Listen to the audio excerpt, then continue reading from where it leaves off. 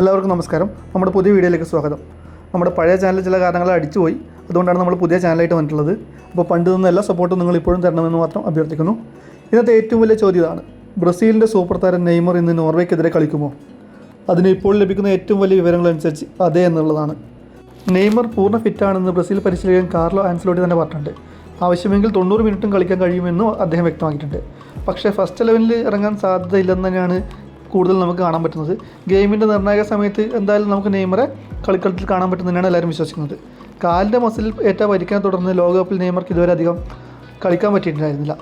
എന്നാൽ ഇപ്പോൾ അദ്ദേഹം പൂർണ്ണ ആരോഗ്യത്തോടെ ടീമിനൊപ്പമുണ്ട്. അതിനാൽ ബ്രസീൽ ആരാധകർക്ക് അതൊരു വലിയ പ്രതീക്ഷ തന്നെയാണ് കൊടുക്കുന്നത്. ഇന്നത്തെ മത്സരം വളരെ നിർണായകമാണ്. ബ്രസീൽ ഇതുവരെ നോർവേയോടുകൂടെ ജയിച്ചിട്ടില്ല എന്നുള്ളതാണ് നമ്മൾ ശ്രദ്ധിക്കേണ്ട മറ്റൊരു കാര്യം.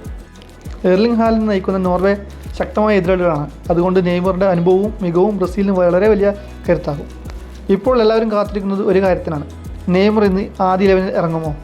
ഇറങ്ങിയാൽ ഗോൾ നേടുമോ? ബ്രസീലിനെ ക്വാർട്ടർ ഫൈനലിലേക്ക് നയിക്കുമോ? നിങ്ങളുടെ അഭിപ്രായം കമൻറ്റ് ചെയ്യുക.